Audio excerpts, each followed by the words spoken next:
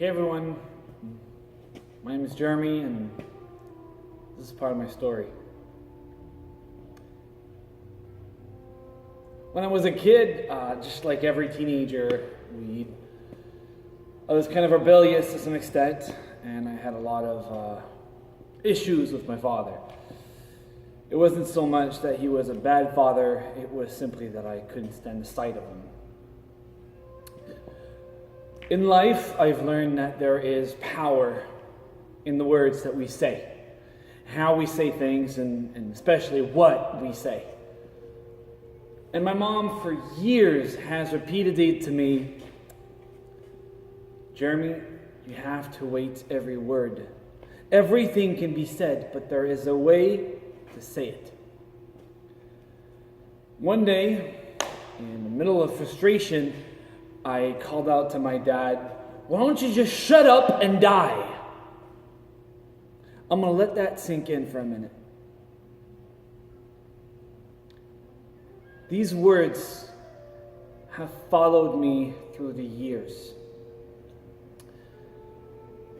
As time went on, my dad began to get very sick.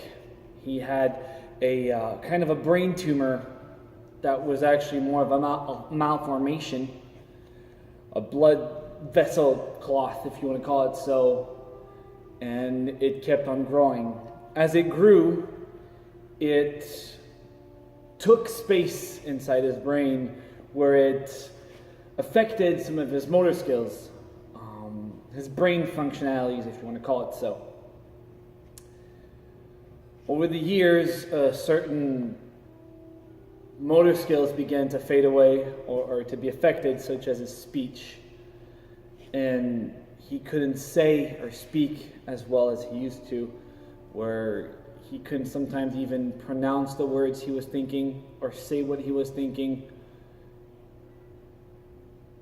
And every time as time went on, I kept on thinking, I've caused this. I've cursed my dad. By calling out to him, why don't you shut up and die? I began to take a lot of the blame upon myself. It wasn't so much as to what was happening to him that bothered me, more as what I said, which became a result. It seemed inevitable. You never know what's going to happen in life. But you know that there's power in words. That people say, sticks and stones may hurt me, but, it won't break my bones. But words are so much more different. It crushes something inside of you. It puts this huge pressure, this weight on the mind to the extent where it becomes like a veil, where you can't see clearly because all you're seeing is all the different veils that have been put on top of you. All the things that people have said negatively about you, all the things that people said positively, not so much. Because the mind is wired in a way where we will remember a lot easier and faster everything that's negative more than the positive. Because that's just the way most brains or most people are wired. I focus so much on the positive in my life because I have had so much negative things that have been spoken on me that I have to focus on this.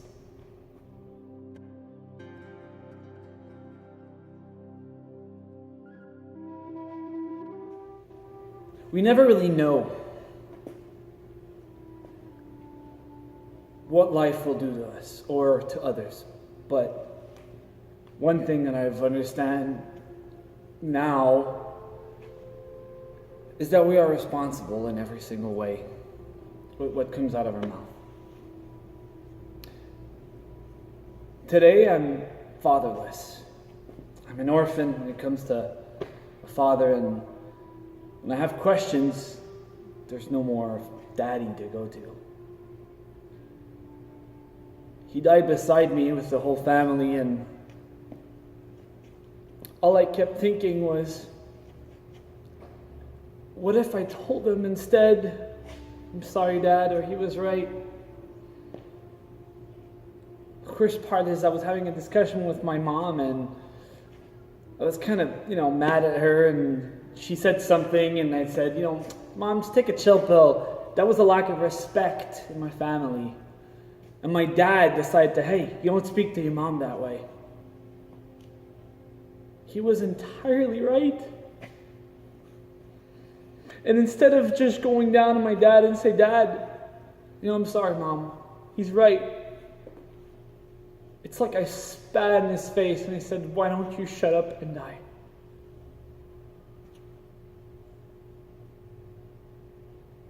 You have an opportunity when you're listening to these sorts of messages and stories of people like me who go through these phases, these moments in life, to actually turn your life around. But this is an opportunity that I want you to have, because I didn't understand what I was doing wrong, but you have that opportunity now. I apologized, I don't even know how many times, for all the things I said to him. I was lucky enough to be able to find him in a coma and tell him how much, all the things, apologize for everything. But you know what? No matter how much you apologize, you have to forgive yourself first. Because whenever we find wrongs in others, we have to remember that we are just as wrong in different areas of our lives as we can find them to be.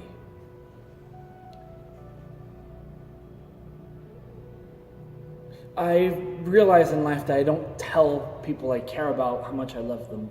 And even when I do find people that I care for and I do tell them, it is such an awkward conversation because there is such a big gap between the love that we have for our parents, the love that we have for our lovers, the love that we have for our friends.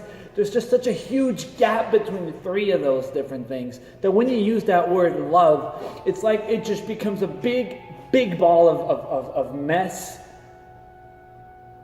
because we don't say it enough. The word love has become such a huge weight on our shoulders that when we speak it out, not only do we feel relief, but we end up putting this pressure on those around us that's involuntary, but it's right there either way.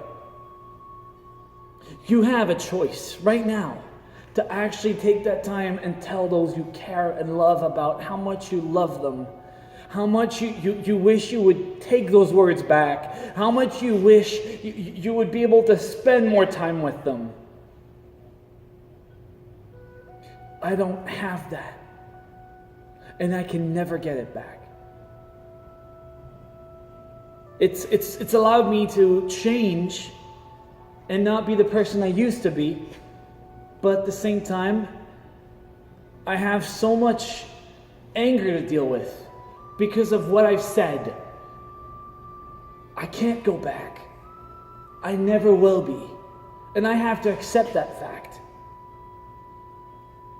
I never got the opportunity to apologize to my dad while he was alive for that.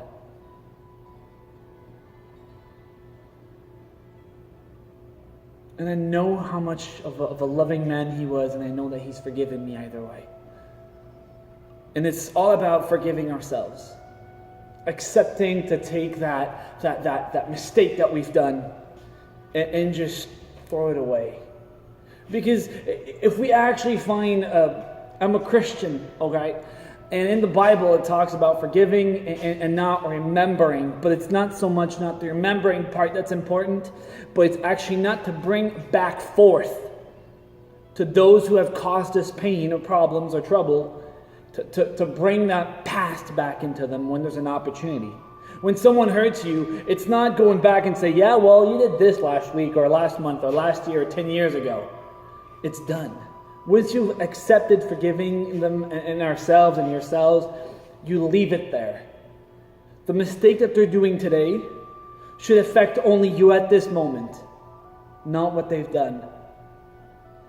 That's how you move a relationship forward. That's how you learn to forgive one another. That's how you learn to become friends with other people or even have a bigger relationship with your family.